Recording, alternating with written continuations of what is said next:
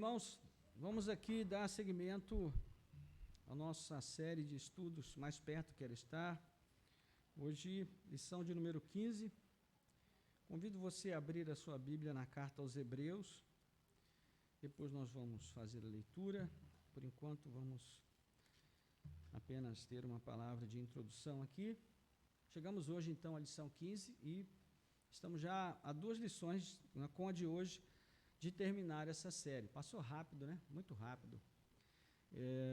E eu tenho sido muito edificado por preparar essas instruções, fazendo a releitura do livro Disciplinas Espirituais e também aprendendo, né? Assim como os irmãos. Okay? Não vamos ler ainda, irmãos. Vamos fazer aqui a parte introdutória. E a título de introdução, quero começar com o Homem-Aranha. Quantos aqui gostam de Homem-Aranha? Poucos, né? Danilo já é suspeito para falar, mas Homem-Aranha não é aquele herói assim dos adultos, né? O herói dos adultos é Batman, principalmente Batman, né? O Homem-Aranha é mais assim para adolescentes. Não, Danilo, nada pessoal. Mas, enfim, brincadeiras à parte, todo mundo conhece a frase: com grandes poderes vem grandes responsabilidades, né? É uma frase típica do Homem-Aranha, do Tio Ben, que lá no episódio da série O Espetacular Homem-Aranha, lá se vão quantos anos? 13 anos? É isso mesmo. A série foi lançada em 2012. Parece que foi ontem, né? Mas, enfim, 2 coisas precisam ser esclarecidas em relação a essa frase. Primeiro, que ela foi na verdade, assim, uma repetição, né? Ela aconteceu dentro de um relançamento, né? de um material que o Stan Lee havia lançado primeiro em 1962, no ano do meu nascimento. Então, lá, o primeiro episódio do Homem-Aranha, né, estreou e fez um sucesso tremendo, e lá a frase já estava presente, né, com grandes poderes vem grandes responsabilidades. Então, essa é a primeira coisa a esclarecer. Foi um relançamento, foi uma repetição de algo que já havia sido mostrado nos quadrinhos lá atrás. A segunda coisa, depois Danilo vai me corrigir aqui, eu tenho certeza, porque ele conhece tudo sobre isso. A segunda coisa importante é que a frase não é de autoria do Stan Lee. Na verdade, ela já era bem popular muito antes da existência da Marvel, e há quem acredite essa frase a Voltaire, pensador francês, né, de séculos atrás. Agora, se a frase do Tio Ben não foi de autoria do Stan Lee, e ela é acreditada a Voltaire, mas ninguém tem certeza, existe uma frase bem parecida que eu vou ler para você. Diz assim, olha: mas a quem muito foi dado, muito lhe será exigido. Aquele a quem muito se confia, muito mais lhe pedirão. Quem disse isso? Jesus, né? O nosso herói. Esse é o nosso herói de verdade. É aquele que vale a pena esperar nele, confiar nele, depositar a nossa confiança e a nossa esperança plenamente nele. Então, no fundo, alguém, né, querendo ganhar fama, acabou fazendo uma paráfrase da Bíblia, né, porque basicamente é a mesma coisa, só que com palavras diferentes, né? Quem muito é dado, muito será cobrado. Com grandes poderes, vem grandes responsabilidades. É basicamente a mesma coisa, só que com palavras diferentes. Então, agora falando sério, irmãos, o que isso tem a ver com a nossa lição de hoje? A questão é que o nosso texto de base, ele poderia ser resumido nessa frase: com grandes poderes vem grandes responsabilidades. Talvez mudando só um pouquinho: com grandes privilégios vem grandes responsabilidades.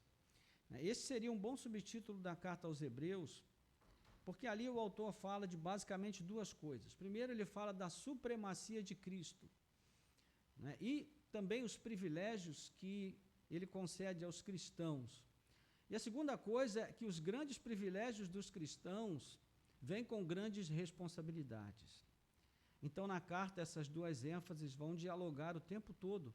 E se você depois fizer uma leitura com essa chave de leitura, você vai perceber que isso é muito forte, muito claro e muito constante nos 13 capítulos da carta aos Hebreus, né? Uma das responsabilidades atribuída aos cristãos está ligada ao aprendizado ininterrupto. Aprendizado ininterrupto, ou seja, que não pode ser interrompido, não é? Então, a jornada cristã que conduz à recompensa eterna é uma jornada que se dá em constante aprendizado. O cristão que de fato é convertido e vive uma vida voltada para Deus é alguém que aprende sempre, né? Portanto, este é o nosso assunto dessa manhã. O aprendizado como forma de alcançar a piedade ou a vida piedosa. Ok? Um dos maiores equívocos da vida cristã é permitir a interrupção do aprendizado. E a interrupção acontece muitas vezes por causa da ideia até estúpida de que o compromisso com a busca do conhecimento leva ao esfriamento espiritual. Ontem até nós falamos sobre isso na palestra lá do Geração Ação, mas não pode haver nada mais contraditório que esse pensamento quando o assunto é vida cristã. Porque a vida cristã leva em consideração tanto a mente quanto o coração. Então eu quero citar aqui, por exemplo, uma frase de R.C. Sproul, ou R.C. Sproul, extraída do livro Disciplinas Espirituais. Ele diz assim, abre aspas, Deus nos fez com harmonia entre coração e mente, pensamento e ação. Quanto mais o conhecemos, mais somos capazes de amá-lo. Quanto mais o amamos, mais buscamos conhecê-lo. Para estar no centro de nossos corações, ele deve, em primeiro lugar, estar em nossas mentes. O pensamento religioso é pré-requisito para a afeição religiosa e a ação obediente. É autoexplicativa a frase, né? O Sproul está dizendo, em poucas palavras, que conhecer a Deus e amar a Deus são duas faces da mesma moeda. Ou seja, o coração e a mente andam juntos nessa direção de uma vida com Deus. Eu cito também uma frase do compositor e maestro britânico Benjamin Britten, que diz o seguinte, aprender é como remar contra a corrente. Se parar, você retrocede. E eu quero dizer uma coisa interessante em relação a essa frase, irmãos. Existem alguns pensadores do passado que eles acreditavam que as ideias, os pensamentos, a imaginação das pessoas, que era transformada em palavras, em princípios, em axiomas, se tornavam parte do universo ao nosso redor, né? E essas palavras, essas frases, esses pensamentos, eles ficam meio que pairando no ar, digamos assim. E de vez em quando, alguém consegue captar um pensamento desse e pensa que encontrou algo original. Aí, quando ele vai procurar, ele vê que alguém já tinha pensado isso lá em 1920 e poucos. Isso aconteceu comigo essa madrugada, né? Eu estava estudando esse texto, e aí me veio essa frase à mente, aprender é como remar contra a maré. Eu pensei assim, não, é contra a correnteza, foi o pensamento que me veio. Se você parar, você volta ao ponto de partida. Aí eu falei, caramba, que pensamento original que eu tive. Aí eu falei, bom, por via das dúvidas, eu vou conferir na internet. Aí fui lá procurar, para que eu fiz isso? E eu achei aqui o Benjamin Britten, que já havia falado isso lá atrás, né? Há muitos anos no passado. Então, se você achar que tiver um pensamento original, não vá procurar na internet. Guarde para você, se engane, fique feliz com isso. Pense que você encontrou algo que ninguém descobriu ainda. Não procure, porque provavelmente você vai encontrar. Então, parece que essa ideia de que os pensamentos, os axiomas, as grandes ideias dos grandes pensadores, parece que esse negócio realmente fica solto no ar. Mas, enfim, seguindo aqui, É assim que pensavam também os autores bíblicos. De uma forma ou de outra, todos eles lidam com a ideia frequente do progresso, quando o assunto é aprender, e aprender sobre Deus acima de tudo. Por exemplo, em Oséias capítulo 6, versículo 3, nós lemos assim: conheçamos e prossigamos em conhecer o Senhor. Em Romanos 12, 2, o apóstolo Paulo nos desafia a buscar constante renovação da mente, em oposição ao conformismo e ao pensamento deste mundo. O apóstolo Pedro nos exorta, no capítulo 3 da sua segunda carta, versículo 18, dizendo: cresçam na graça e no conhecimento de nosso Senhor Jesus Cristo. Então, essa ideia que as pessoas têm de que o cristão é alguém ignorante,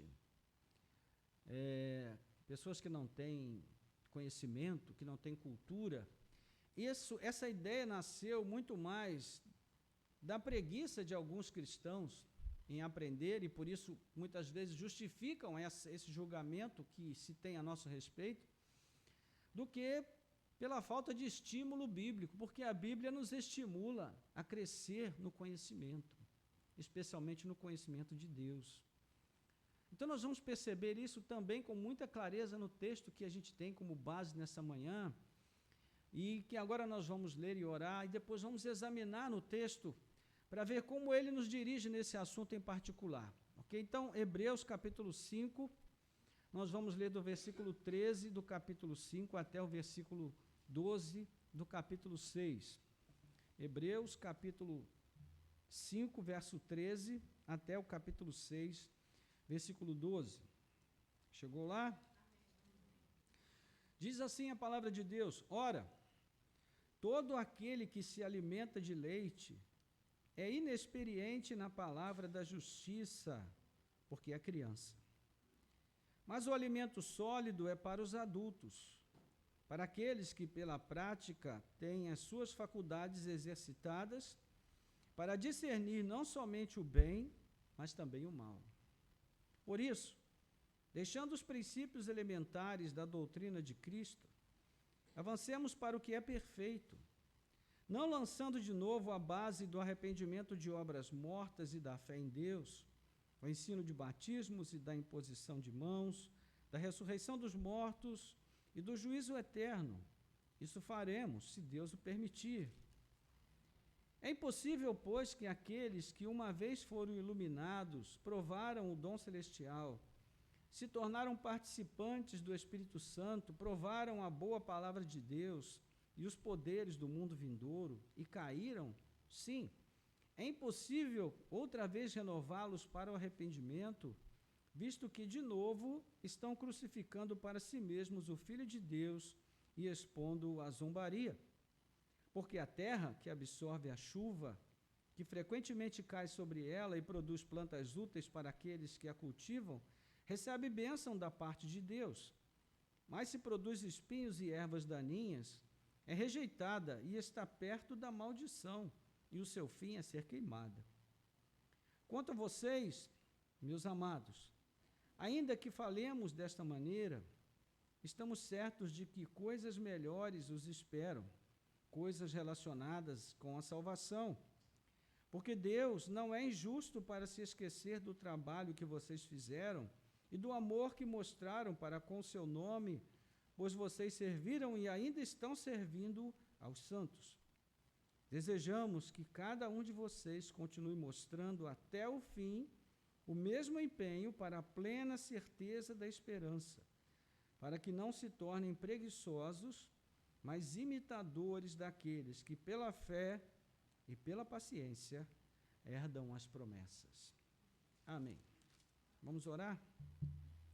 Nosso Deus e Pai, graças te damos pela tua palavra, Senhor, que nos foi dada como, ó Deus, a nossa preciosa fonte de inspiração, de instrução, de direção, de orientação para a vida, de tal maneira que nós possamos viver voltados, ó Deus, para ti, encontrar no Senhor salvação, vida, sentido, significado, ó Deus, realização, completude ó Deus, e também satisfação. Obrigado porque a Tua palavra nos dá todas essas possibilidades, porque ela abre as portas para nós, de tal maneira que nós podemos chegar a Cristo, Ele que é o próprio caminho, mas que também é o destino para o qual nós avançamos. Porque, Senhor, ao chegarmos à glória celestial, não há nada que será mais glorioso e trará maior contentamento para nós do que conhecer a Cristo face a face, estar com Ele na sua presença. Então, que agora o Senhor possa abrir também os olhos do nosso entendimento, para que a Tua palavra encontre lugar em nós e nos ajude a fortalecer o nosso vínculo com ela e também a nossa compreensão e conhecimento do Senhor, de tal maneira que a nossa marcha para a glória seja fortalecida e firmada na base sólida da Tua palavra. Nós oramos assim com gratidão, em nome de Jesus. Amém. Glória a Deus. Muito bem, irmãos, há muito o que fazer aqui nesse texto da carta aos Hebreus. Bem, Hebreus, como já falamos, é um texto que se ocupa da supremacia de Cristo e da advertência aos cristãos, né, falando sobre privilégios e responsabilidades. E desde o princípio da carta, desde o capítulo 1, nós vamos ter uma série de elementos que vão mostrar essa realidade, né? Por exemplo, logo no capítulo 1, versículos 1 a 3, o autor vai mostrar que Deus, Ele traz em Cristo uma revelação plena, superior à revelação que havia sido transmitida aos primeiros pais da fé, lá no passado, né, os patriarcas e até os profetas. Então ele diz, antigamente Deus falou muitas vezes e de muitas maneiras aos pais pelos profetas, mas nesses últimos dias nos falou pelo Filho, a quem constituiu o herdeiro de todas as coisas e pelo qual também fez o universo. O Filho, que é o resplendor da glória de Deus e a expressão exata do seu ser, sustentando todas as coisas pela sua palavra poderosa, depois de ter feito a purificação dos pecados, assentou-se à direita da majestade nas alturas. Ou seja, a revelação, a própria revelação, né, da palavra de Deus trazida em Cristo é uma revelação superior, porque ela completa a revelação do passado e mostra que tudo aquilo que havia sido predito no passado, de um modo ou de outro, encontra a sua conclusão e a sua consumação na pessoa de Cristo. O autor também vai mostrar que Cristo é um sumo sacerdote superior. Então, nós vamos ver isso em vários momentos. Capítulo 4, versículo 14, capítulo 5, de 5 a 10, capítulo 6, 19, até o capítulo 7, verso 3, capítulo 7, 18 a 22, né? E por isso também, Cristo é considerado superior a Moisés, capítulo 3, de 1 a 3, e aqui eu vou ler, porque é apenas um pequeno verso que diz: por isso, santos irmãos, vocês que são participantes da vocação celestial, considerem atentamente o apóstolo, sumo sacerdote da nossa confissão, Jesus, o qual é fiel, aquele que o constituiu, como também Moisés foi fiel em toda a casa de Deus. No entanto, assim como aquele que edifica uma casa tem maior honra do que a casa em si, também Jesus tem sido considerado digno de maior honra do que Moisés. Ou seja, a mediação de Cristo, como aquele que trouxe a revelação plena da lei, né, mostra que Jesus é superior a Moisés. Jesus é digno de toda honra, de toda glória, de todo louvor. É isso que o autor está nos estimulando a fazer, dar glória a Cristo. Mas ele também é o mediador de uma aliança superior. E depois você pode ler aí dos capítulos 8 a 10, onde vai mostrar que Cristo não é apenas o mediador da aliança, mas ele é o próprio sacrifício superior, da aliança superior, porque ele trouxe o sacrifício definitivo. Então, desde Cristo, não há mais necessidade de sacrificar animais, porque Cristo foi o Cordeiro perfeito, que entregou o sacrifício perfeito, definitivo e eficaz para a nossa salvação. Então, nesse sentido, também a superioridade de Cristo. A questão a ser destacada aqui, irmãos, é a seguinte: em tudo que Cristo é apresentado como superior nessa carta, né, ele foi constituído por Deus em favor da sua igreja. O apóstolo Paulo, no capítulo 2 da carta aos Efésios, ele diz que Cristo foi dado à igreja por Deus. Deus deu à igreja, Deus deu Cristo à igreja. Ou seja, Cristo é uma dádiva, ele é um presente que Deus nos deu.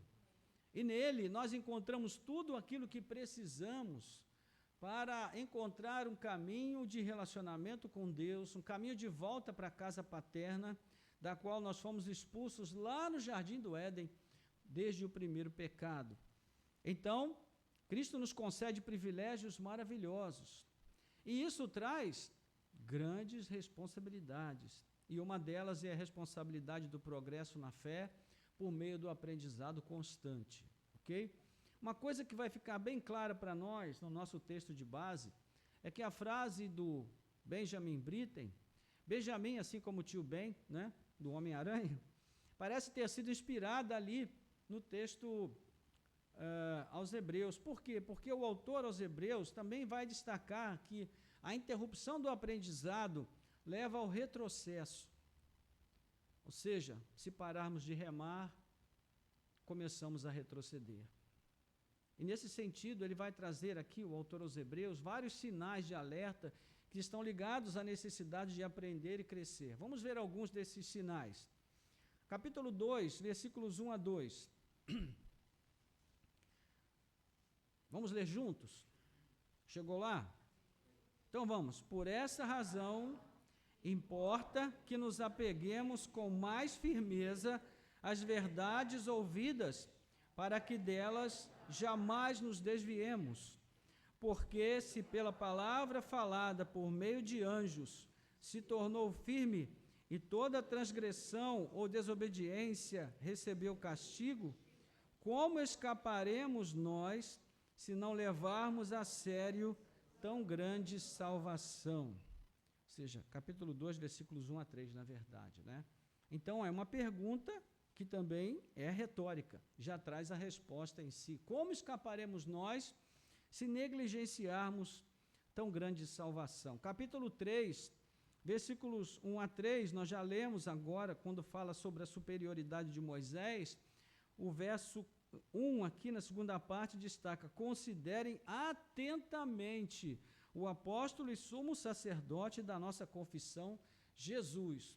Então, essa consideração aqui funciona de que forma? É um olhar assim superficial? O que vocês acham? Não. É um olhar atento. É alguém que está buscando entender o significado da própria pessoa de Jesus, da sua obra. Esse é o sentido aqui, né? Considerem atentamente o apóstolo e sumo sacerdote da nossa confissão, Jesus. É uma procura por algo que tem significado, e a gente quer descobrir o significado. Ok? Nós também vamos ver aí no versículo 12 a 14 do capítulo 3, e aí nós podemos ler juntos novamente. Vamos lá? Diz assim: tenham cuidado, irmãos, para que nenhum de vocês tenha um coração mau e descrente que se afaste do Deus vivo. Pelo contrário, animem uns aos outros todos os dias, durante o tempo que se chama hoje, a fim de que nenhum de vocês seja endurecido pelo engano do pecado, porque temos nos tornado participantes de Cristo, se de fato guardarmos firme até o fim a confiança que desde o princípio tivemos. Então, olha só como nesse texto aqui nós temos várias coisas que se referem à continuidade, né? Ele diz que nós devemos nos animar uns aos outros todos os dias durante o tempo que se chama hoje. Ou seja, cada hoje nós precisamos nos reanimar. A cada hoje nós precisamos compreender melhor a palavra de Deus, a cada hoje nós precisamos buscar o entendimento acerca do Senhor, que nos leve a um nível mais profundo de comunhão com Ele, de compreensão dEle, da sua obra, do que Ele espera de nós, do que Ele tem feito por nós. A cada hoje.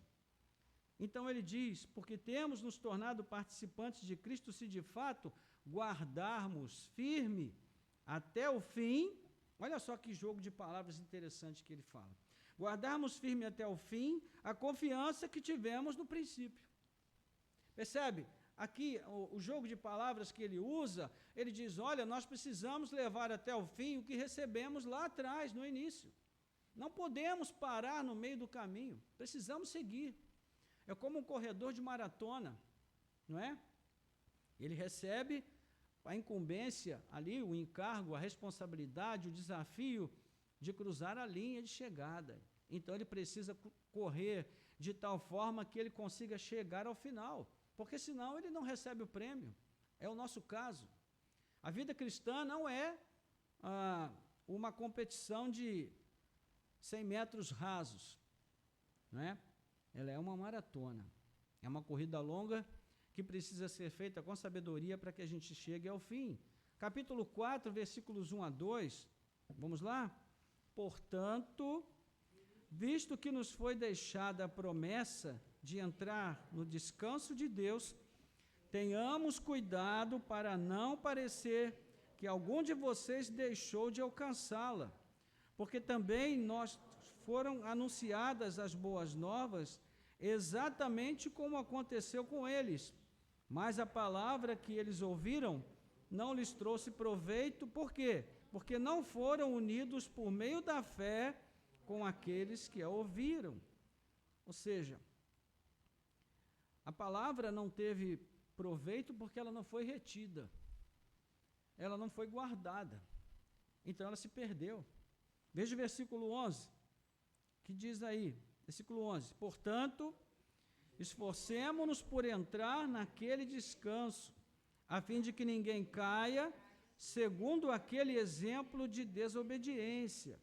Versículo 13, e não há criatura que não seja manifesta na sua presença, pelo contrário, todas as coisas estão descobertas e expostas aos olhos daquele a quem temos de prestar contas.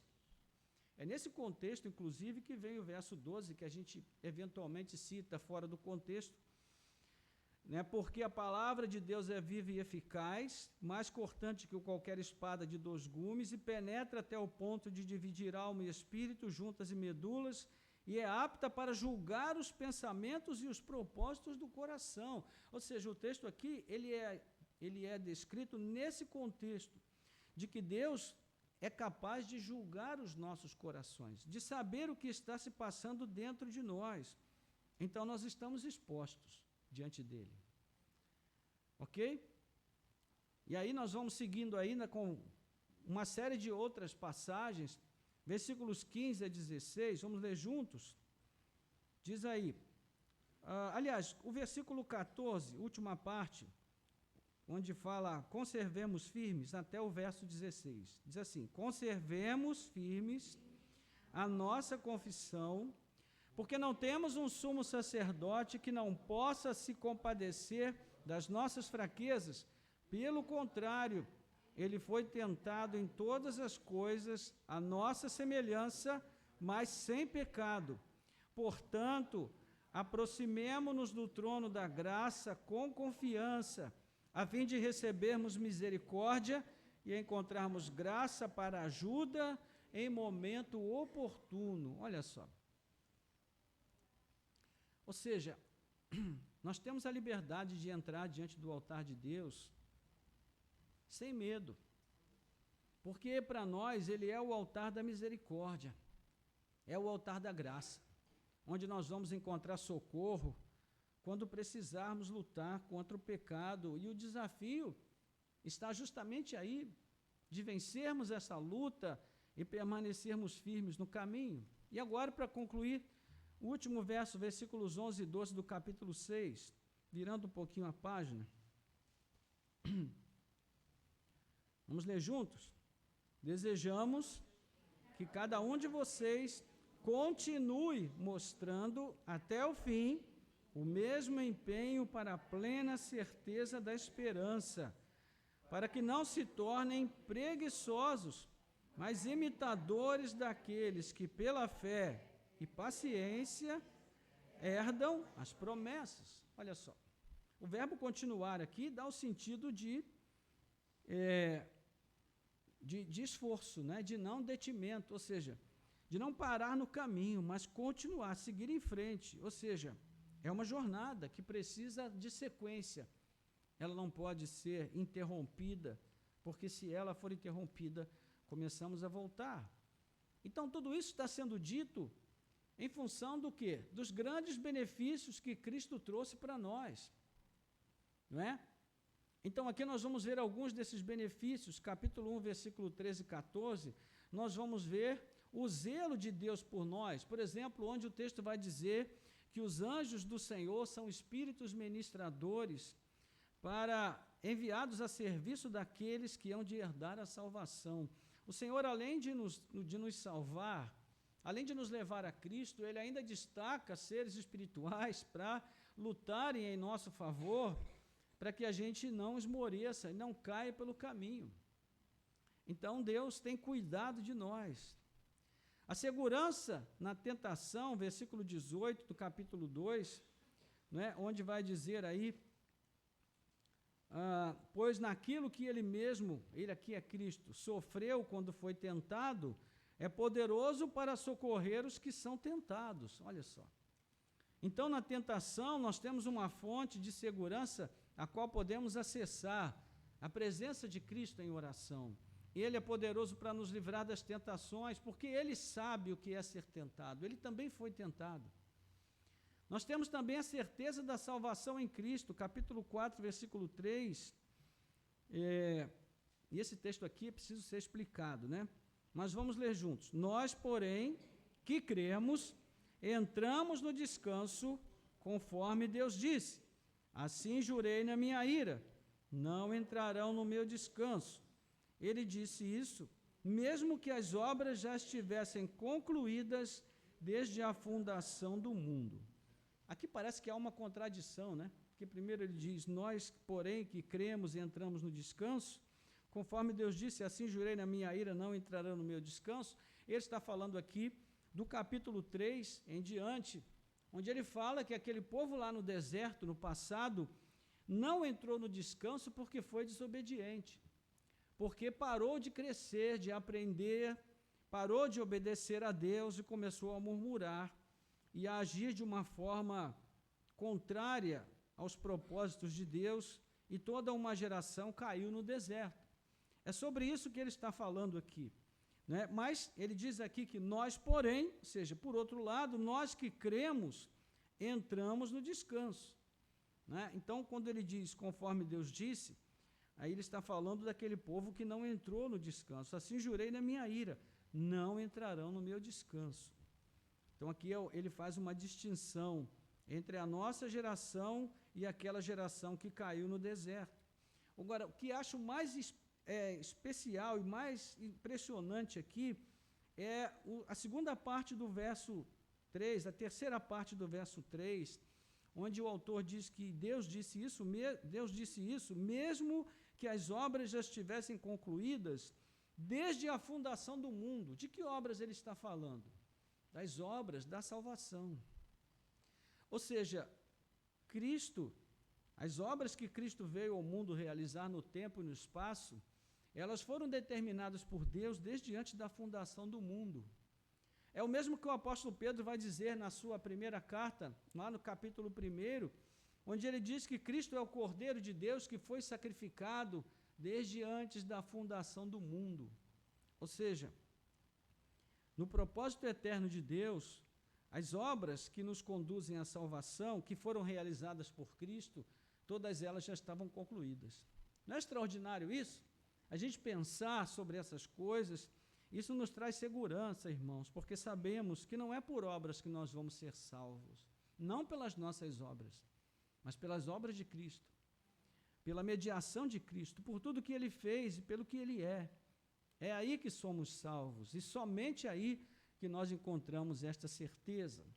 A recompensa do trabalho, versículos 9 a 10 do capítulo 6, onde nós lemos aí, quanto a vocês, meus amados, ainda que falemos desta maneira, estamos certos de que coisas melhores os esperam, coisas relacionadas com a salvação. porque Deus não é injusto para se esquecer do trabalho que vocês fizeram e do amor que mostraram para com o seu nome, pois vocês serviram e ainda estão servindo aos santos. Não é? Então, recompensa no trabalho fiel, esperança segura e firme, versículos 13 a 20 do capítulo 6, onde o autor ele vai fazer aqui uma ilustração muito interessante. Ele diz que Deus, para deixar claro que não ia voltar atrás na sua palavra, quando ele fez a promessa a Abraão, ele também fez um juramento. Então, o autor aos Hebreus está dizendo que por essas duas coisas, pela promessa e o juramento, a nossa esperança permanece firme, porque essas duas coisas, elas são como uma âncora firme que sustenta a nossa esperança. Né? É uma imagem bonita que ele vai usar aqui, no versículos 19 e 20, sobretudo. Então, todas estas garantias que estamos vendo aqui, nós só estamos falando dos capítulos 1 a 6. Se você seguir a leitura até o capítulo 12, 13, você vai ver que ainda há muito mais a celebrar em Cristo Jesus, o que ele tem feito por nós. Mas, nessa pequena atualização que nós fizemos, essa pequena ambientação, foi para a gente chegar no nosso texto. Agora veja o que ele diz aí no verso 11 do capítulo 5 até o verso 12. Vamos ler juntos? A esse respeito, temos muitas coisas a dizer, coisas difíceis de explicar, porque vocês ficaram com preguiça de ouvir. Pois quando já deviam ser mestres, levando em conta o tempo decorrido, vocês têm novamente necessidade de que alguém lhes ensine quais são os princípios elementares dos oráculos de Deus. Passaram a ter necessidade de leite e não de alimento sólido. É sobre essas coisas difíceis, que coisas são essas? As coisas que ele vem falando desde o princípio, e que ele conclui com os versos 5 a 10 do capítulo 5, onde ele vai mostrar que Cristo, como sumo sacerdote eterno, ele nos dá plenas garantias da nossa salvação, né? Porque o texto do verso 7 diz que com clamor e lágrimas e súplicas a quem podia livrar da morte foi ouvido por causa da sua reverência. Ok? Então, o texto diz, embora fosse filho, aprendeu a obediência pelas coisas que sofreu, e tendo sido aperfeiçoado, tornou-se o autor da salvação eterna para todos os que lhe obedecem. E Deus o nomeou como sumo sacerdote, segundo a ordem de Melquisedeque. Então o autor está dizendo, olha, a respeito dessas coisas, nós ainda temos muito a falar, mas vocês ainda não podem entender. Porque vocês se tornaram preguiçosos. Então, nós observamos aqui uma moldura interessante, marcada pela acusação da preguiça. Veja o versículo 11, olha. A esse respeito, temos muitas coisas a dizer, coisas difíceis de explicar, porque vocês ficaram com preguiça de ouvir. Agora, se você ler o verso 12 do capítulo 6, o que diz? Para que não se tornem preguiçosos, mas imitadores daqueles que pela fé e pela paciência herdam a promessa. Prestou atenção? Qual é o problema aqui dessas pessoas, irmãos?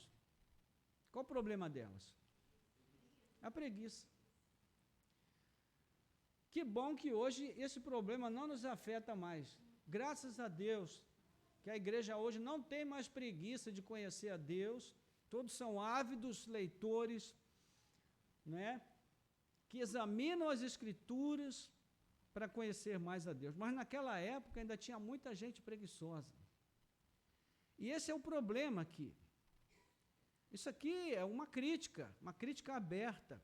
E a crítica tem a ver com o quê? Com a interrupção do aprendizado. Não é que foi a causa, que é o motivo da exortação. E qual foi a causa da interrupção? A preguiça, a autoindulgência exagerada. Você sabe o que é autoindulgência? Autoindulgência é quando o médico fala assim, meu filho, você precisa fazer exercício, seu coração está fraco, você tem que se exercitar, a tua musculatura está caindo, está tudo desabando, porque a gravidade faz isso. Você tem que se exercitar. Aí você vai, tenta, compra ali aqueles halteres, né, de meio quilo. Aí começa. Não, agora eu vou me acabar agora na malhação. Aí você começa a mexer com a tua musculatura que está fraca, que está ali dormindo há muitos anos. Aí começa a doer, por quê? Porque você está trabalhando aquela musculatura, né, que é tipo assim, o primeiro dia que a gente vai na academia malhar a perna. Quem já fez isso sabe que não presta, né? É a pior coisa do mundo. Você vai, você começa a malhar, subir a escada não é o problema é descer a escada. Eu me lembro de uma época que eu tive um pastor que ele era muito fã desse negócio de halterofilismo, de malhação, essa coisa toda. E aí eu fui com ele para a academia. No primeiro dia que eu malhei perna, meus irmãos, minha vontade era descer a escada escorregando assim, ó. Porque a perna parecia que ia sair do corpo, uma dor terrível, doía tudo que você possa imaginar. Eu falei, nunca mais eu volto aqui. Que coisa horrível, meu Deus do céu. Mas isso faz parte, é como exercitar a mente. Nossa mente, nosso cérebro, também é um órgão que precisa ser exercitado. E quando nós ficamos muito tempo sem exercitá-lo e a gente começa a mexer com ele, a gente começa a sentir incômodo. Né? Isso é um desafio que precisa ser vencido, por isso que é chamado de disciplina. Porque é algo que você precisa se esforçar para fazer. Então, a autoindulgência, quando a gente vai, malha a perna no primeiro dia, e chega em casa e fala assim, não volto mais. Não dá não, isso não é de Deus. Eu vou procurar outra coisa para fazer. Né? Levantamento de garfo, enfim. Porque halteres não dá. E aí você sabe, você começa a ser complacente consigo mesmo. Ao invés de ir para a academia, eu vou ficar aqui assistindo sessão da tarde. Ainda existe sessão da tarde? Existe ainda? Meu Deus. Então, aí você fica ali, ainda mais agora que tem o smartphone, aí você, poxa, eu vou ficar aqui com o meu smartphone olhando o pessoal se exercitar e de repente por osmose eu consigo alguma musculatura, eu consigo ganhar algum tônus na minha musculatura. Não vai acontecer, irmãos. Então essa preguicinha, ela é maligna. Ela atrapalha a vida da gente. Né? Tanto atrapalha no aspecto do exercício físico propriamente dito, quanto no exercício da nossa mente. E é isso que o autor está condenando aqui, essa preguiça. Porque ele está dizendo, olha, as coisas que nós estamos falando sobre elas são coisas difíceis. Meus irmãos, a Bíblia não é um livro fácil de você entender. Porque nós temos 66 livros diferentes, escritos por autores diferentes, em épocas diferentes e culturas diferentes, né, hábitos, enfim, forma de governo, muitas coisas diferentes do mundo que nós vivemos, e ela precisa ser estudada, interpretada corretamente, porque existem regras de interpretação que precisam ser seguidas. E o desafio é grande, mas ele precisa ser enfrentado.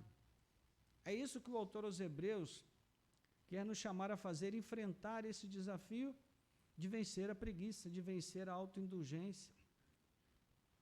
Então o texto fala claramente de pessoas que estão há anos na igreja, mas não desenvolveram seu conhecimento de Deus e vivem se comportando enquanto adultos com a mente de uma criança. Sabe? Isso é irritante às vezes, porque você está conversando com uma pessoa que fisicamente é adulta, cronologicamente é adulta, ela já está vivendo há muitos anos sobre a Terra, mas a mente dela é ainda uma mente de criança. Né? Você fala alguma coisinha diferente, aí a pessoa, não, mas me magoou, me ofendeu, me feriu. Você diz um não, a pessoa acha que você disse não porque não gosta dela. Não é? Aqui na igreja não tem gente assim, mas por aí tem muita gente que pensa desse jeito. Entende? Irmãos, todos nós aqui somos pessoas diferentes. Isso significa que nós temos virtudes diferentes e também temos defeitos diferentes. E uma das coisas boas da igreja é que nós podemos nos complementar naquilo que nos falta e nos corrigir naquilo que é demais em cada um. Mas para isso nós precisamos ter maturidade. Porque é difícil você ouvir uma repreensão. Não é difícil, não é chato quando a gente é repreendido. Eu não gosto de ser repreendido, detesto. Mas muitas vezes é necessário você ser repreendido para você se corrigir. Porque ninguém aqui nasceu bom, ninguém aqui nasceu perfeito e nem, né, vai chegar ao fim da vida com 100% de acerto. Porque Deus está trabalhando em nós o tempo todo. O tempo todo. Então nós precisamos avançar. É isso que o autor está dizendo.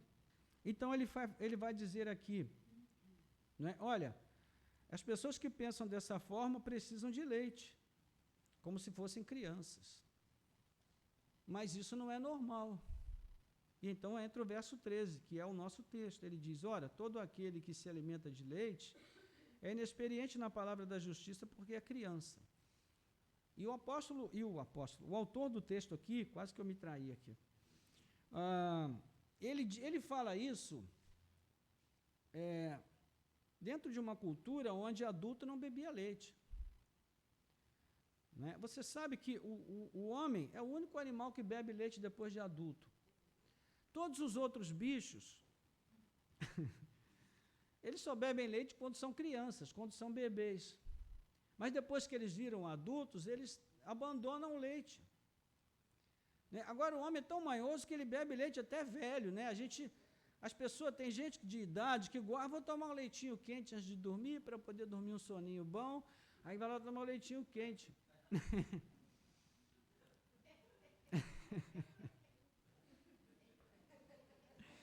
Oh, Deus amado.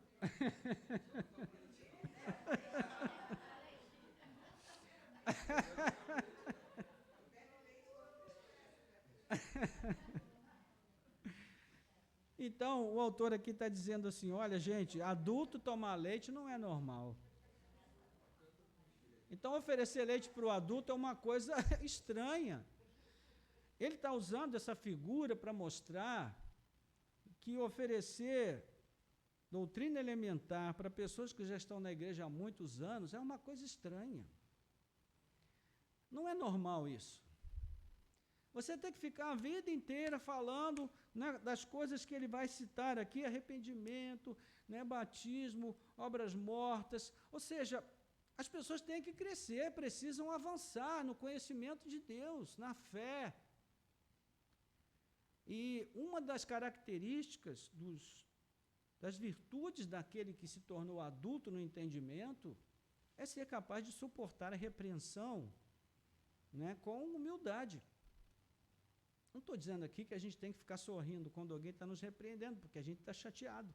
Está chateado primeiro porque deu motivos para a repreensão, porque a gente errou, porque a gente falhou, mas também está chateado porque não gosta de ser repreendido.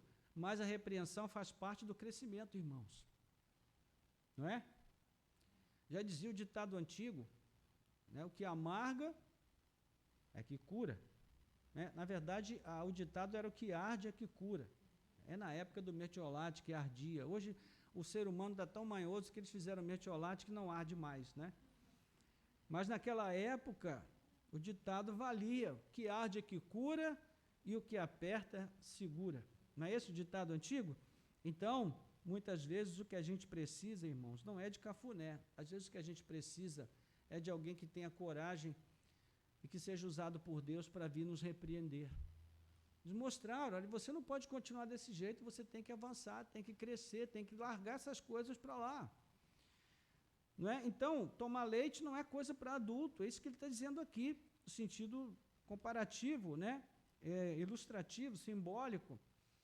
Aí ele diz no verso 14, mas o alimento sólido é para os adultos, para aqueles que, veja bem, pela prática, têm as suas faculdades exercitadas para discernir não somente o bem, mas também o mal. Faculdade aqui não é aquele lugar onde a gente vai estudar. Faculdade aqui tem o sentido de capacidade, né, vamos dizer assim. Capacidade, a sua potencialidade, a sua mente, a sua razão, seu intelecto, exercitado para discernir não somente o bem, mas também o mal. Então, olha como ele está falando aqui de exercitar a mente. Exercitar a mente. É isso que ele está dizendo. O alimento sólido é para os adultos. E quem são os adultos? Aqueles que pela prática do quê? Da palavra de Deus. Não é? Pela prática e pelo exercício. Não, pela prática, tem as suas faculdades exercitadas para discernir não somente o bem, mas também o mal. O discernimento, irmãos, é uma das coisas mais importantes na vida cristã. Tem gente que está na igreja e vai lá para Marquês de Sapucaí assistir as escolas de samba prestarem culto ao demônio. E as pessoas acham que isso não tem o menor problema. Vão para o Rock in Rio uma semana, né, o sábado, aí no domingo vão tocar na igreja. Pelo amor de Deus, eu estou muito velho, estou muito quadrado, muito ultrapassado, porque o evangelho que eu conheço, ele mostra para a gente, irmãos, que tem coisas que a gente precisa deixar para trás.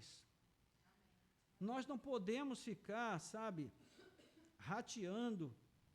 Rateando é uma linguagem que a gente usa para falar, assim, simbolicamente, do motor do carro. Não é? Quando ele fica aí às vezes pega, mas aí tem um cilindro faltando e parece que ele está engasgando em alguns momentos, a gente diz que o motor está rateando, ou seja, parece que ele vai parar a qualquer momento, não dá segurança para quem está usando o carro.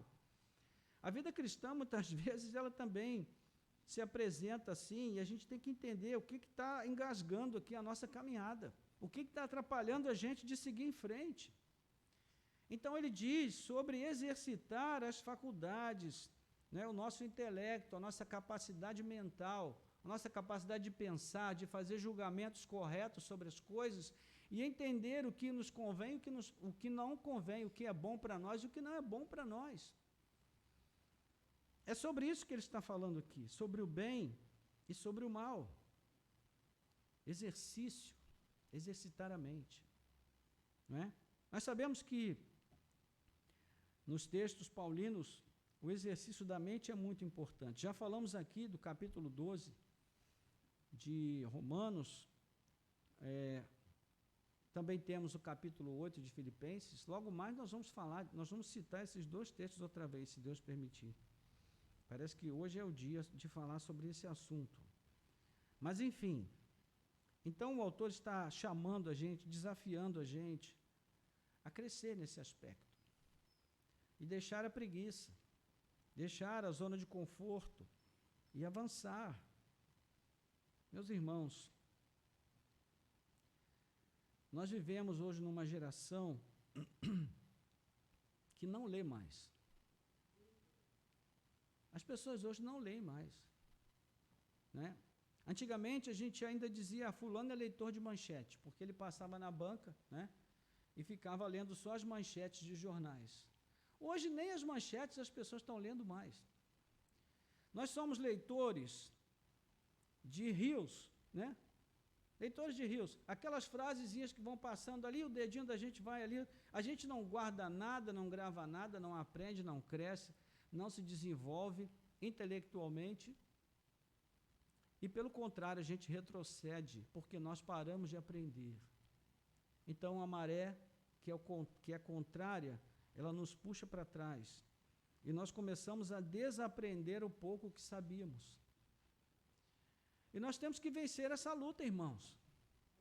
Essa guerra ainda não está perdida, ela pode ser ainda vencida por nós, mas nós precisamos agir agora, enquanto temos tempo. Então eu digo para você, tenha coragem de desafiar a sua preguiça. Volte a ler o que pode edificar a sua vida, em primeiro lugar a sua Bíblia. Faça uma leitura sistemática, comprometa-se num grupo de leitura, desses que a gente tem aqui na igreja, de leitura diária da Bíblia, onde você tenha um programa que permita você a ler a Bíblia toda até o final do ano.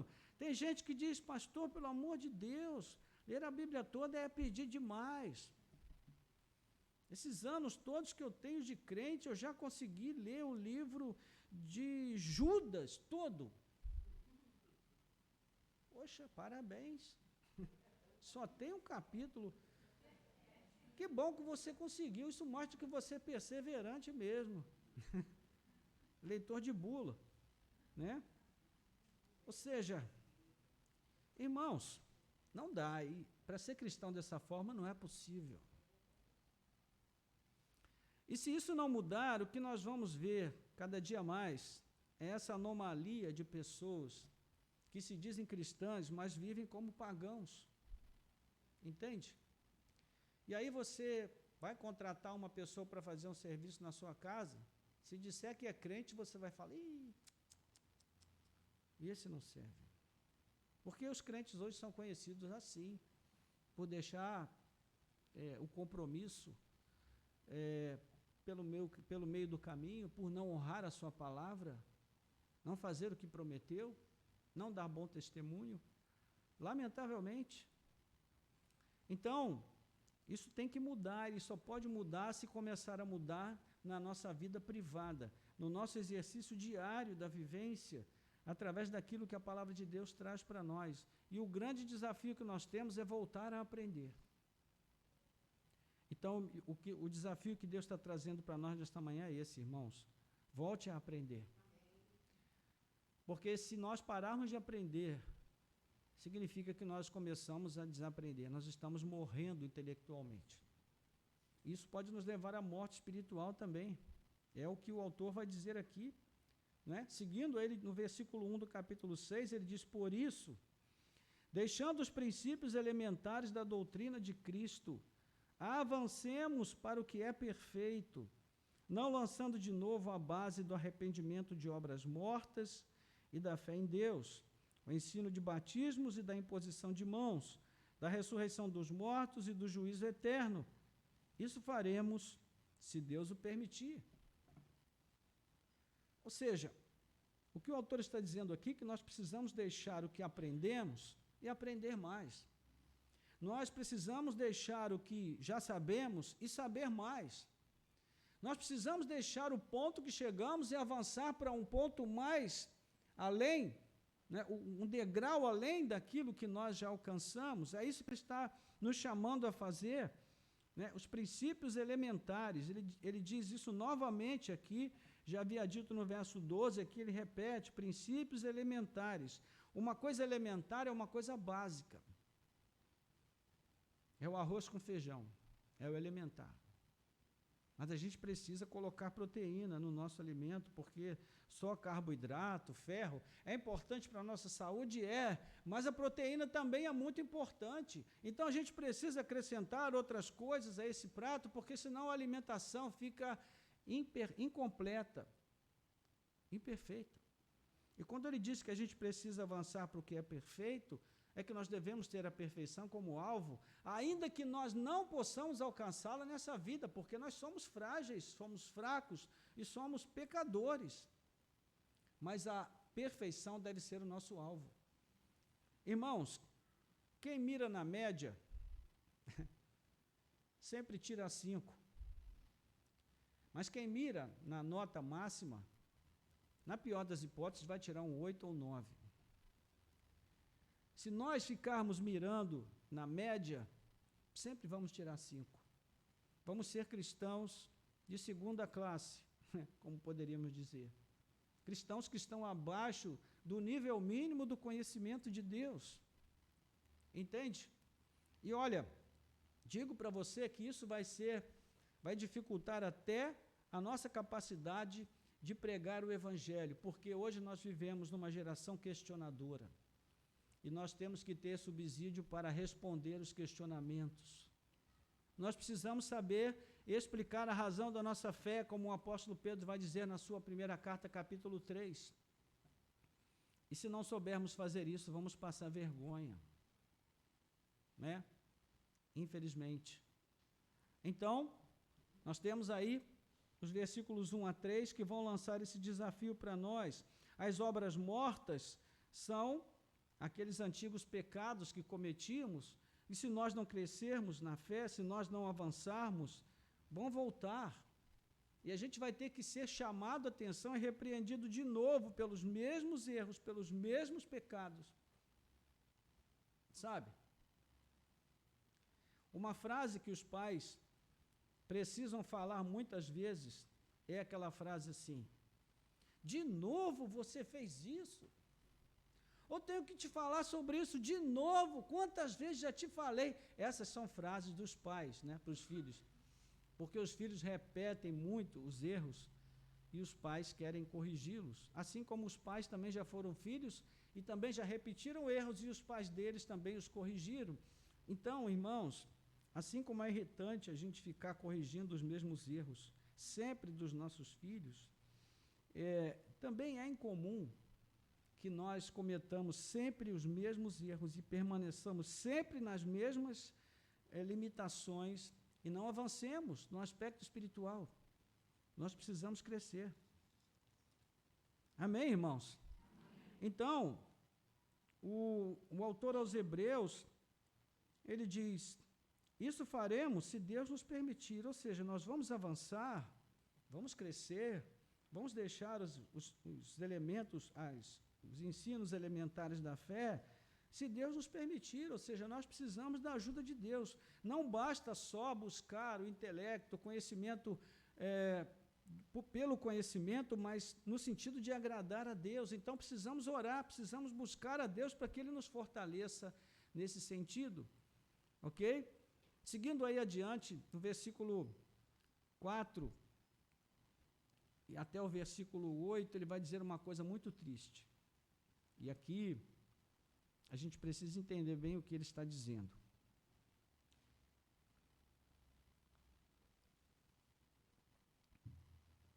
É impossível que aqueles que uma vez foram iluminados, provaram o dom celestial, se tornaram participantes do Espírito Santo, provaram a boa palavra de Deus e os poderes do mundo vindouro e caíram. Sim, é impossível outra vez renová-los para o arrependimento, visto que, de novo, estão crucificando para si mesmos o Filho de Deus e expondo à zombaria. Porque a terra que absorve a chuva, que frequentemente cai sobre ela, e produz plantas úteis para aqueles que a cultivam, recebe bênção da parte de Deus, mas se produz espinhos e ervas daninhas, é rejeitada e está perto da maldição, e o seu fim é ser queimada. De quem ele está falando aqui? Né? Os arminianos gostam de usar esse texto para dizer que o cristão pode cair da fé. Mas esse texto não está falando para os cristãos. E nós vamos ver que o verso 9 faz uma distinção. Ele diz: quanto a vocês, meus amados, ainda que falemos desta maneira, estamos certos de que coisas melhores os esperam. Ou seja, existe uma distinção clara entre as pessoas para quem ele está escrevendo e as pessoas das quais ele está falando, do verso 4 ao 8, que tem a ver com o verso 1 e 3 do capítulo 6. São exatamente aquelas pessoas que, embora estejam na igreja e elas possam experimentar alguma iluminação, entender, né, até um determinado nível a palavra de Deus, né, que significa experimentar o dom celestial, e se tornam participantes do Espírito Santo, ou seja, da obra do Espírito na igreja, provam a boa palavra de Deus, os poderes do mundo vindouro, pessoas que recebem cura, que são alvos de milagres, inclusive, mas são pessoas que, no verso 6, diz que caíram, ou seja, são pessoas que não são salvas, não nasceram de novo. Elas fizeram parte da igreja, elas experimentaram muito da graça de Deus, da bondade de Deus, do amor de Deus, mas elas são pessoas que não nasceram de novo. Então o versículo 6 diz que é impossível renová-los para arrependimento. Por quê? Porque essas pessoas estão sistematicamente crucificando para si mesmos o Filho de Deus e expondo a zombaria, ou seja, como se essas pessoas estivessem levando Cristo à cruz o tempo todo, porque elas estão vivendo deliberadamente de uma forma que mostra que elas não foram salvas, que elas não nasceram de novo. E aí ele vai usar uma figura, né, um símbolo. Ele diz: porque a terra que absorve a chuva, que frequentemente cai sobre ela e produz plantas úteis, para aqueles que a cultivam, recebe bênção da parte de Deus. Ele está falando das pessoas que recebem do que vem de Deus e produzem frutos com isso. Ou seja, mostram uma vida transformada. Mas, versículo 8, se produz espinhos e ervas daninhas, é rejeitada, e está perto da maldição, e o seu fim é ser queimada.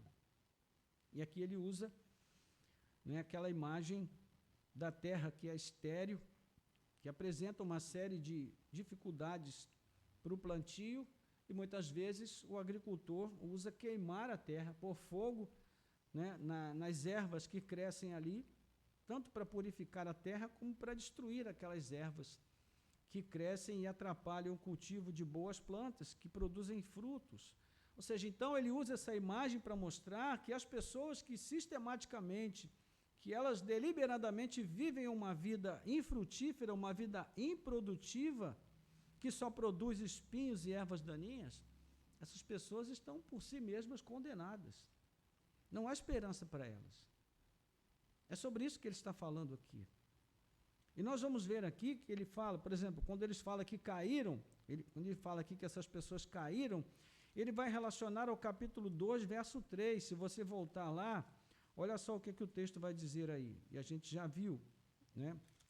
Peraí, deixa eu ver, capítulo 2, capítulo 3. Capítulo 3. Peraí que eu acho que eu anotei, fiz a anotação errada aqui, mas já vou corrigir. Capítulo 3.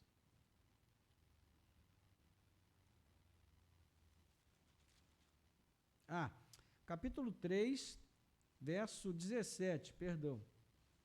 Ele diz: e contra quem Deus se indignou durante 40 anos? Não foi contra os que pecaram, cujos cadáveres caíram no deserto? Ou seja, essa condenação, né, de cair, de ter caído, ela é ilustrada aqui pelos israelitas do passado, que no deserto murmuravam contra Deus e por isso caíram no deserto. E nós vamos também ver aí nos versos 17, nós falamos, né, até o 19 do capítulo 3, ele vai seguir dizendo que, capítulo 3 agora, 17 a 19, ele diz, o versículo 18, e a quem jurou que não entraria no seu descanso, senão os que foram desobedientes? Assim vemos que não puderam entrar por causa da incredulidade. É o mesmo que tem a ver com, agora sim, o capítulo 2, versículo 3. Como escaparemos nós se não levarmos a sério tão grande salvação? Por quê? Porque a nós, assim como a eles, versículo 2 do capítulo 4, foram anunciadas as boas novas. Mas eles se fizeram negligentes para ouvir e para guardar a palavra que ouviram. Então, isso daqui mostra o quê? Pessoas que não aprendem, que desistiram de aprender, que pararam de aprender em algum momento, e aí começa a acontecer o que com elas? Elas começam a retroceder. Irmãos, uma coisa importante sobre a eleição, que muita gente confunde, né? As pessoas pensam que eleição significa o seguinte: bom, eu fui eleito por Deus, então eu posso relaxar que eu fui eleito, estou salvo. Não vou crescer, não vou estudar a Bíblia, não vou crescer em santidade, em conhecimento de Deus, não vou ter compromisso com Deus, porque eu estou salvo. Mas esse raciocínio mostra que você não está salvo. Porque se você estivesse salvo, o seu maior interesse e o impulso do seu coração seria de buscar conhecer mais a Deus a cada dia. Porque esse é o impulso do salvo, de conhecer a Deus, de buscar a Deus, de ter maior comunhão com Ele, de viver uma vida de serviço e retidão, que agrade a Deus.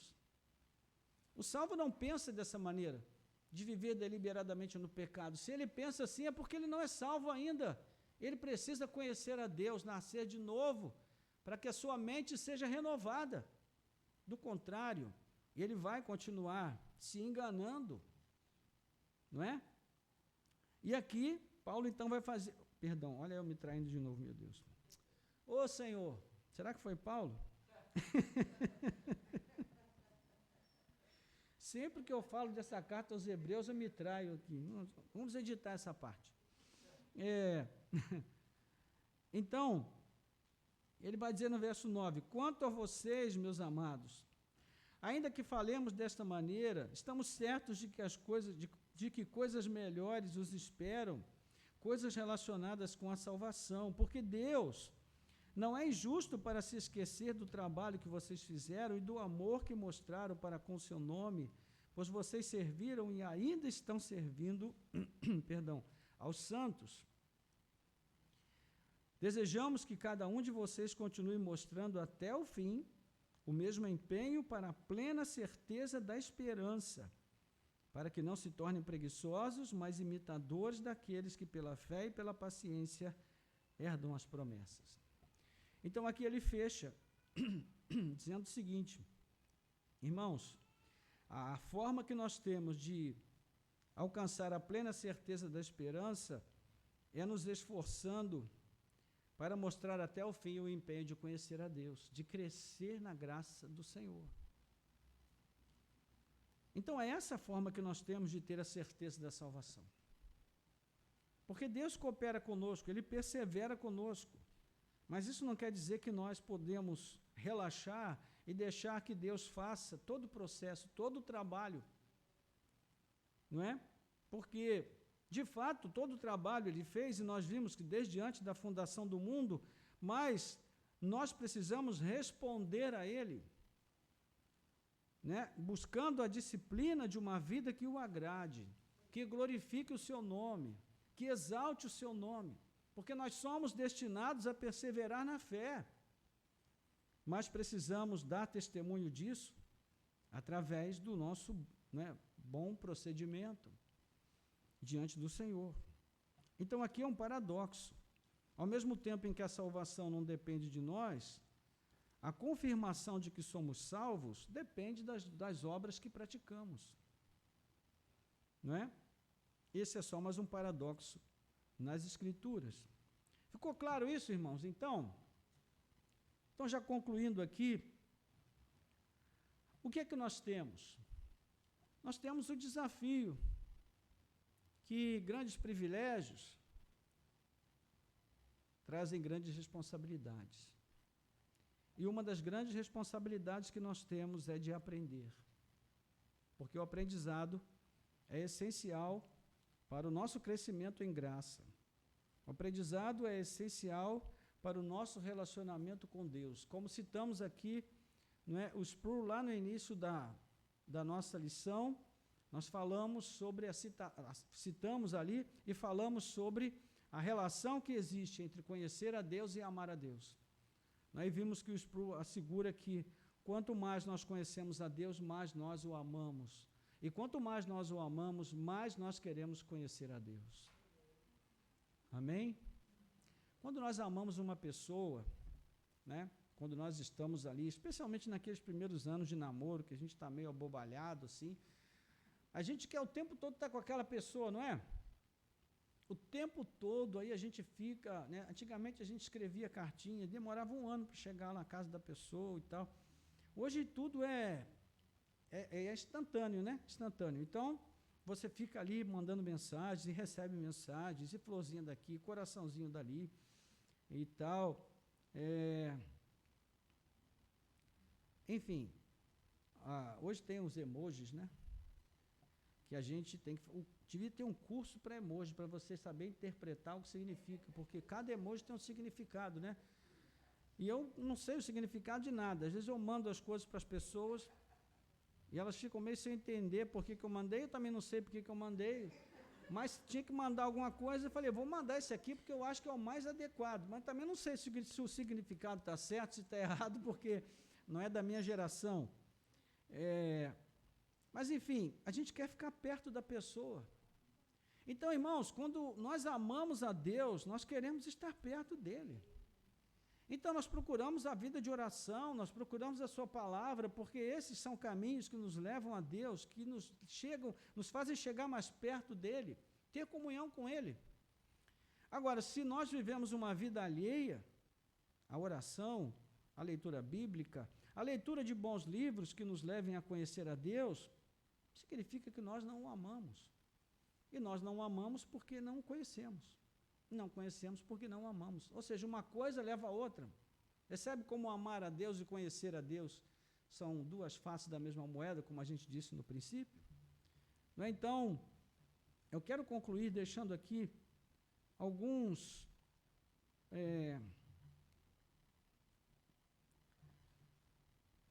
bons motivos para a gente buscar o aprendizado constante. E se nós paramos de crescer em algum momento, retomar o crescimento, porque ele é essencial para a nossa caminhada com Deus. Primeira coisa importante é que crescer no conhecimento a Deus, irmãos, nos faz crescer na piedade. Isso é muito importante, crescer na piedade, né? Afinal, o nosso objetivo aqui é esse, aprender no sentido de que isso nos leve como forma de alcançar a piedade. Então, o crescimento em piedade, diz aqui o Donald Whitney, ele envolve uma renovação mental que não pode acontecer sem o aprendizado. Paulo fala, Romanos 12:2, já citamos, e não vos conformeis com este século, mas transformai-vos pela renovação da vossa mente. A renovação da mente só pode acontecer se houver um investimento e uma disciplina na busca do conhecimento de Deus, do aprendizado. Então, a alternativa à transformação por meio do aprendizado, segundo Paulo, é a conformidade com o mundo. Se eu não cresço, se eu não aprendo, eu me conformo a esse sistema. Entende como funciona? É aquela história do crente, que ele é crente, ele vai à igreja, mas ele está precisando que passe uma máquina lá na rua dele, porque choveu e abriu um buraco na rua. E aí, o que ele faz? Aí ele vai procurar o vereador. Ele fala assim, olha, se você passar a máquina lá na rua, eu te garanto pelo menos uns 10 votos lá na igreja. Vou falar com o pessoal para votar em você. Aí vai a máquina passar na rua dele. Aí ele vai dar testemunho na igreja. Ele vai dizer, irmãos, Deus fez uma obra maravilhosa na minha rua. Tinha um buraco lá. E aí eu falei com o vereador fulano, fiz um acordo lá com ele, e ele mandou a máquina e passou a máquina lá na rua. Aí os irmãos começam a dar glória a Deus, aleluia, todo mundo fica feliz. O único que não fica feliz é Deus. Por quê? Porque o servinho dele foi lá e fez um acordo corrupto para resolver um problema dele. Entende? Ele estimulou a corrupção do sistema, ele alimentou a corrupção para resolver um problema dele e ainda botou Deus no meio da história. Então, irmãos, são coisas que a gente às vezes faz até inconscientemente. A gente nem percebe que está fazendo, porque já é parte da cultura. Entende? O outro vai e compra uma mega sena. Não, acumulou, esse mês acumulou. Se Deus me abençoar, eu vou dar o dízimo. Oh, Jesus amado, tem misericórdia. Que isso nunca aconteça aqui, Senhor. Irmãos, que mundo que a gente está vivendo, né? Mas essas coisas estão acontecendo muito mais do que você imagina. Todo tempo, todo dia. Porque o sistema está engolindo a igreja. Porque quando a gente não transforma, não busca a transformação da nossa mente, a gente se conforma à mente desse mundo e a gente age como pagãos. Esse é o problema. Então, aprender é essencial para o nosso crescimento. Mais importante, aprender é algo que nos faz, que nos treina na disciplina, porque o aprendizado por acidente não vale. Qual é o aprendizado por acidente? É aquele da televisão. Você se senta lá na frente da TV e aí assiste jornal disso, jornal daquilo, jornal daquele outro e tal, e aí a sua mente vai ser formada por aquilo que você ouviu ali. Você está sendo enganado, mas está feliz, porque você não tem que fazer esforço. A tua mente ali, ela está quase morta, porque você não está fazendo nada, você só está recebendo. Entende? Eu já perguntei isso aqui várias vezes, mas eu vou perguntar de novo. Quem aqui já teve a experiência de assistir um filme e depois tentar ler um livro que conta a história do filme? Quem já fez isso? É horrível, né? Porque os personagens já estão prontinhos na nossa cabeça. A gente não pensa, não interage com o livro. Mas quando você lê o livro antes, aí você tem que criar os personagens na tua imaginação. Você tem que criar as interações, você tem que seguir um roteiro e criar um enredo que se ajuste ao livro. A tua mente está trabalhando, ela está funcionando o tempo todo, ela está criando, ela está se desenvolvendo. Mas quando você assiste o filme antes e vai ler, é horrível. Porque os personagens já estão ali até na tua cabeça, os atores, eles vão tomar lugar dos personagens. Enfim, vai ser não vai haver construção, não vai haver interação entre você e o livro.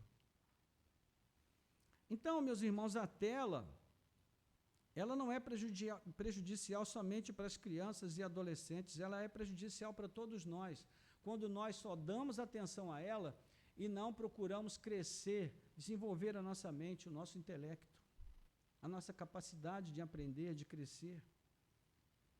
Entende? E aqui é importante a gente entender que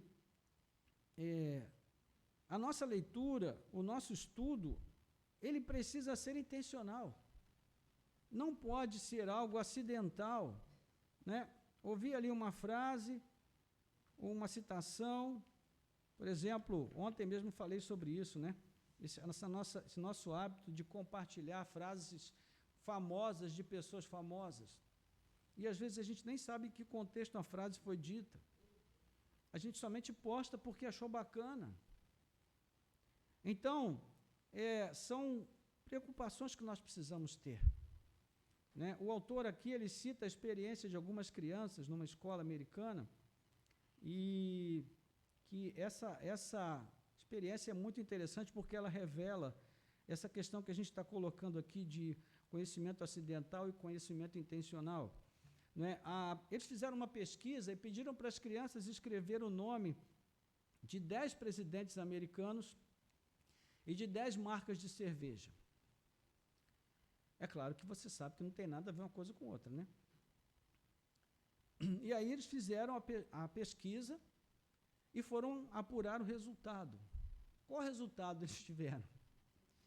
A maioria das crianças sabia quase o nome de todas as marcas de cerveja, mas a maioria só citou 1 ou 2 presidentes americanos. Né? Teve uma criança que escreveu President Hagen, né? que ele queria dizer presidente Reagan. Né? O outro escreveu George Bush. Pelo amor de Deus. Você imagina o que acontece nas escolas por esse mundo afora? Né?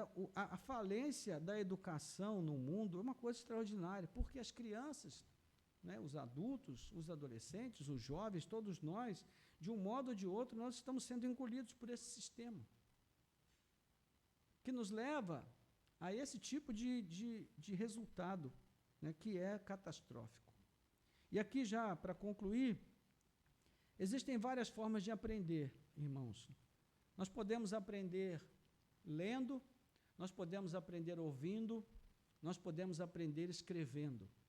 Por incrível que pareça, a escrita também é uma forma de aprendizado. Né?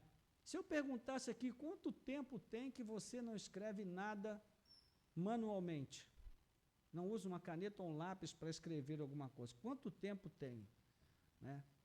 Quantas pessoas aqui diriam assim, já faz um tempo que eu não faço isso? né? E é interessante que existe um vídeo que eu assisti recentemente, onde um educador ele fala o seguinte, ele diz, olha, ao escrever, a nossa mente está trabalhando, porque a gente precisa criar a letra ao escrever. Nós precisamos criar a letra, então nós temos que pensar para escrever manualmente. Mas digitar um texto, você não pensa em nada, a letra já está pronta ali, é só você tocar na tecla e pronto. Né? Você já viu aqueles atendentes de banco, que eles vão conversando com você, você vai falando os números do CPF, ele nem olha, ele só vai digitando, não está nem olhando, porque o dedo já está treinado. Então, ele não está gastando nenhum neurônio para pensar no que ele está digitando, porque já está pronto ali. O dedo já está treinado. Mas se ele tivesse que escrever, aí ele iria pensar como fazer o 6, como fazer o 1, como fazer o 2, como fazer o 9. Entende a diferença? Então, nós estamos perdendo, né, a capacidade de pensar de várias maneiras diferentes e por várias razões diferentes. Então, nós precisamos ler, precisamos ouvir boas mensagens e precisamos ser criteriosos com isso, irmãos, porque não é qualquer besteira que é a palavra de Deus. Nós precisamos escrever, né? No domingo passado foi essa a nossa lição, não foi? Fazer anotações. Isso também faz parte, é um processo de aprendizado, de fixação do que nós aprendemos. Né? E quando nós falamos em ler bons livros, nós falamos de livros que nos levem a desenvolver a nossa capacidade cognitiva, mas também que enriqueçam a nossa espiritualidade. Ok? Isso não significa também, irmãos, que a gente só tenha que ler livros cristãos. Né? Por exemplo, se você compra um bom livro de poesia, a poesia é ótima porque ela desafia a nossa mente a criar, a imaginar, a entender o que o autor quis dizer com aquelas palavras que ele colocou ali. Não é? Então, você tem várias maneiras e vários recursos disponíveis. E isso é essencial para que a gente possa crescer no conhecimento de Deus. Então, eu queria deixar para os irmãos esse desafio nessa manhã. Volte a crescer.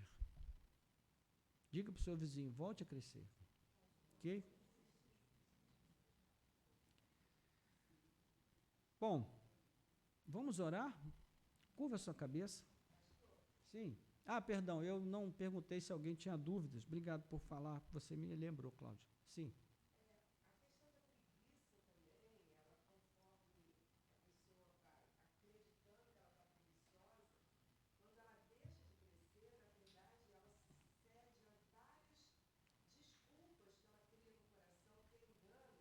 Uhum.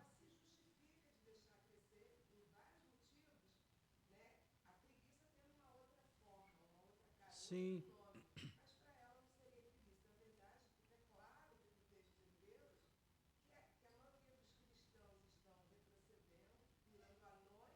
Sim. Isso.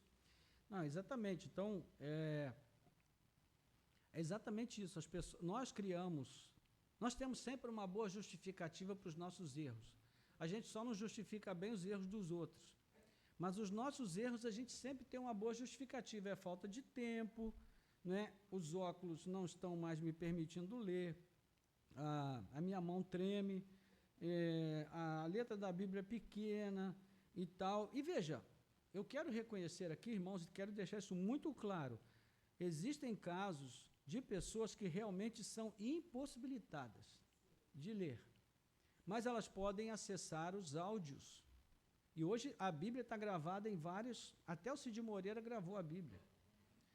Então você pode ouvir de várias maneiras diferentes, né, tem vários aplicativos, tem sites diferentes da Bíblia falada. Você pode fazer uma disciplina de ouvir a Bíblia toda em um ano. Você se programa, faz um planejamento, né, veja quantos capítulos você precisa ouvir, e você pode ouvir a Bíblia, que é uma forma de aprender, não é?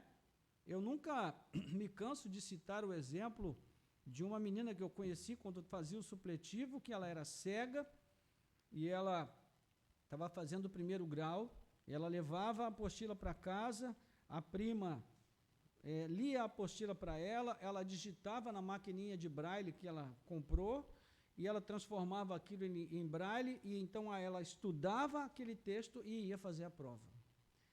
Meus irmãos, isso é vencer a preguiça, vencer o desafio.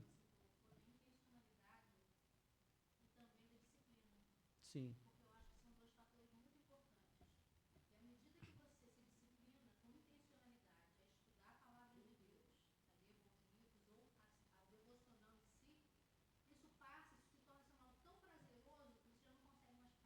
Sim, exatamente. Então, não sei quantos ouviram o que a Sansa falou. A Cláudia tinha falado a respeito da desculpa que a gente dá para a preguiça, as desculpas que a gente arranja. A Sansa está falando sobre a importância da intencionalidade e da disciplina, porque depois que a gente avança, isso passa a ser algo prazeroso para nós. Irmãos, é também importante deixar claro que aqui o conhecimento não é o alvo final. O alvo final é Deus. O conhecimento de Deus, não é? E, assim, nós podemos desenvolver a nossa habilidade de conhecer o que a Bíblia diz. Por exemplo, se eu ler um livro de poesia, isso vai me ajudar a ler os Salmos, que são poesia. Vai me ajudar a ler Eclesiastes, que é um texto poético, não é? Os provérbios. Então, uma coisa leva a outra, e acrescenta a outra, né? E o fato de a gente alcançar o prazer na disciplina da leitura é um trabalho, é um esforço, é uma disciplina, é uma intencionalidade. Ok? Mais alguém? Sim.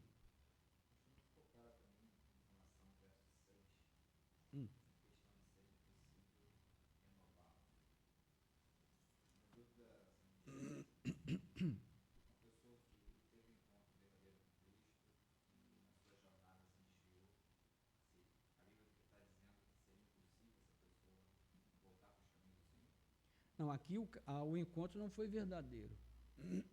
O encontro. Então, ele está descrevendo no verso 4 e 5, isso não significa, então, que essa pessoa realmente teve um encontro com Cristo. Não, ela esteve, digamos assim, na igreja, né? Ela viveu no ambiente cristão, ela experimentou muito daquilo que Deus tem a oferecer, mas ela nunca chegou a se converter de fato. Nunca chegou a viver uma vida de comprometimento com Deus. É o que João vai dizer lá no capítulo 3, né, da sua primeira carta, onde ele diz, olha, eles estavam no nosso meio, mas eles não eram de nós, eles não pertenciam à nossa comunhão, não eram pessoas cristãs. Estavam aqui entre nós, mas a mente deles era uma mente anticristã, uma mente pagã. Por isso saíram de nós, né, o que João diz. Então, isso daqui é algo que nós não temos como julgar isso. Só Deus conhece os corações, né?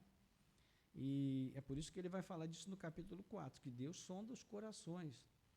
Mas a distinção que ele faz a partir do verso 9 deixa claro que ele não está falando de pessoas convertidas de verdade. Ele está falando de pessoas pseudo-convertidas, pseudo-cristãs, mas que não passaram por uma experiência transformadora. Por isso é impossível renovar essas pessoas. E a renovação aqui, eu não vejo como a renovação do que a pessoa era e deixou de ser. É a renovação no sentido de que ela seja uma nova pessoa, de que ela realmente seja transformada, né? Porque se ela não tem essa disposição no coração, se ela deseja viver como pagã, mesmo estando na igreja, significa que ela não nasceu de novo. Entende? Nesse sentido. Ficou mais claro? Já era mais ou menos essa minha interpretação, Sim. né? Mas é porque, lendo o verso 4 e 5, é um texto que gera debates, né? Uhum. Há algumas pessoas que defendem que, como se essas pessoas tivessem tido realmente um encontro que, olha, desviou e nunca mais, não adianta. Sim. E ao mesmo tempo ela bota um temor no nosso coração, né? Uhum. De nos fazer perguntar se realmente o nosso relacionamento com Deus ele é verdadeiro. Sim, mas o objetivo é esse. Porque a gente está sujeito em algum momento a cair, né? Então, Sim. O cair aqui, ele tem um sentido, a gente precisa entender esse cair. Existem duas coisas diferentes que são ditas na Bíblia a esse respeito. O cair, no sentido de tropeçar, né? Você pode estar andando pelo caminho e, de repente, você tropeçou, mas você vai levantar. Né? Então, isso pode acontecer com qualquer cristão, mesmo cristão. Né? Você é um escolhido de Deus, mas é possível que em algum momento você tropece no caminho e você fica até um tempo fora da igreja, mas cedo ou tarde você vai voltar, porque você ama a Deus, você teme a Deus, teu coração está no Senhor. Você teve ali um momento lamentável na sua vida em que você caiu, e por pior que seja o pecado, nunca é impossível receber o perdão de Deus. Agora, uma pessoa cujo coração está sistematicamente, né, e deliberadamente comprometido com uma vida pagã, com uma vida longe da vontade de Deus, do propósito de Deus, por mais que ela esteja na igreja, ela nunca vai realmente chegar a viver como um cristão verdadeiro. E às vezes isso pode ser algo que você não vai saber, nem eu vou saber. É por isso que Jesus diz no capítulo 7 de Mateus: naquele dia muitos me dirão, em teu nome, olha só, profetizamos, curamos enfermos, expulsamos demônios, olha só. E Jesus vai dizer: apartai-vos de mim, nunca vos conheci. Meu Deus, tem gente que finge bem, né? Porque é um desafio. 20 anos de crente, todos nós já devemos ter experimentado Sim. diferentes exemplos de, pessoas que estavam na igreja, trabalhavam com missões, gente Sim. Mas talvez a motivação que essas pessoas trabalhavam não era a motivação correta. Poderia ser várias coisas, ambição, interesses pessoais, né? Depois elas acabam... Sim. Mas só Deus realmente vai saber o que faz. Só Deus. Caíram e até hoje você vê a pessoa, meu Deus, como não? Exatamente. Esse é impossível, tem muita dificuldade de não crer. Sim, esse é o desafio. Esse é o desafio. A questão que precisa ser muito clara para nós é a seguinte: Deus, não existe limitação de poder em Deus. Então, as pessoas que Deus elegeu para a salvação serão salvas, porque Deus é Ele que salva. Então, se eu imaginar que alguém foi escolhido para a salvação, mas não foi salvo, então Deus não é todo poderoso, porque Ele escolheu uma pessoa que não pôde salvar. Então, Deus tem limitações de poder. O poder de Deus depende da escolha humana. E aí, será que existe um equilíbrio entre o poder de Deus e o poder do homem? O homem tem capacidade de interromper o que Deus está fazendo? São desafios, né? Então, esse texto é um texto difícil mesmo. Não é difícil só para você, é difícil para mim, para todos nós, porque ele é desafiador. O ponto essencial para mim é essa distinção clara que existe a partir do verso 9. Quanto a vocês, meus amados, ainda que falemos desta maneira, estamos certos de que coisas melhores os esperam, coisas relacionadas com a salvação. Porque Deus não é injusto para se esquecer do trabalho que vocês fizeram e do amor que mostraram para com seu nome, pois vocês serviram e ainda estão servindo aos santos. Ou seja, os irmãos estão mostrando, apesar de serem escolhidos, eles estão mostrando que são escolhidos fazendo a obra de Deus. Assistindo aos santos, naquela época de perseguição, né, os santos tinham muitas necessidades, os membros da igreja. E esses irmãos, eles ajudavam, cooperavam, né? Então, ele diz: desejamos que cada um de vocês continue mostrando o mesmo empenho. Então, assim, está tudo certo, está tudo garantido, mas a gente precisa trabalhar. Né? Sim.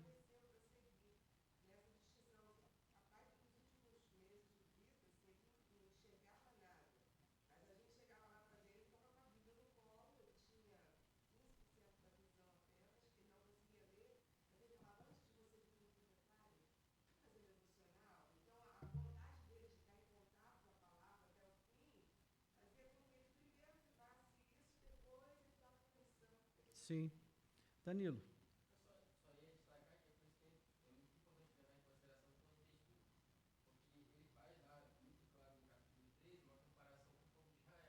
Uhum.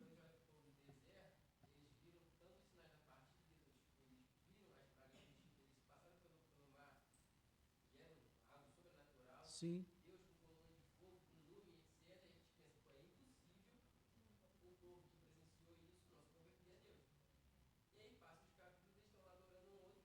É. Sim, sim.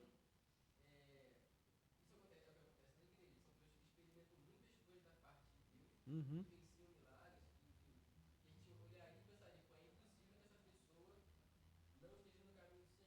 Sim. É. Sim, sim. É. Então, o Danilo está colocando ali que é importante a gente levar em conta o contexto. É por isso que nós fizemos uma leitura de contexto antes da gente começar.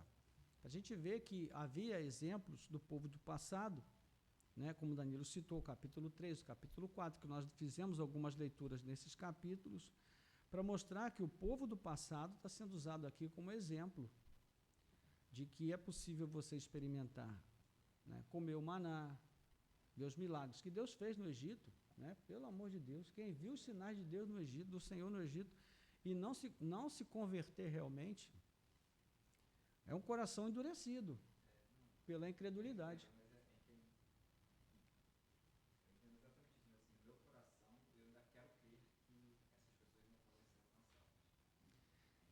Sim. É. Mas se elas forem alcançadas, elas não pertencem a esse grupo aqui. Esse grupo aqui são pessoas que não serão salvas. É difícil a gente imaginar isso, né? Porque o ser de Deus e a justiça de Deus, o nível de comprometimento da justiça de Deus com a justiça é muito diferente do nosso nível de comprometimento. Então, assim, Deus consegue ser perfeitamente amor e perfeitamente justo na mesma proporção. Nós não. Nosso amor e a nossa justiça dependem das circunstâncias, né? Nós amamos e odiamos com a mesma facilidade, dependendo da resposta que nós temos do outro. Mas Deus não. Deus é imutável. A imutabilidade de Deus, ela é real no amor, na justiça, no juízo, na eleição, na dupla predestinação, para a salvação e para a perdição. E é duro para a gente entender essas coisas, porque a mente de Deus, para nós, é insondável. O que se pode conhecer de Deus está, né, revelado na criação, do ponto de vista da revelação geral, e nas Escrituras, do ponto de vista da revelação especial. Ok? Gente, mais alguma dúvida? Ok? Podemos orar então? Vamos orar. Nosso Deus e Pai, graças te damos pela oportunidade preciosa que o Senhor nos concedeu de podermos, nessa manhã, crescer um pouco mais na graça e no conhecimento do Senhor. Obrigado pela tua palavra que nos ajuda, Senhor, ó Pai, e nos dá o caminho para conhecer a Ti. Que o Senhor, nesta manhã, possa aplicá-la em nossos corações, nos ajudando também, Senhor, a termos o comprometimento de voltar a aprender. Porque somos aprendizes, ó Pai, até que deixemos esta vida. Vamos aprender em todo o tempo, na infância, na adolescência, na juventude, até mesmo na idade adulta e madura, como Jó vai destacar que as cães, os cabelos brancos, não são sinônimo de sabedoria. Muitas vezes temos idade, ó Deus, mas não temos sabedoria. Então, que o Senhor nos ajude, Pai, a crescermos, que a nossa mente e o nosso coração estejam, ao mesmo tempo, comprometidos com a comunhão contigo.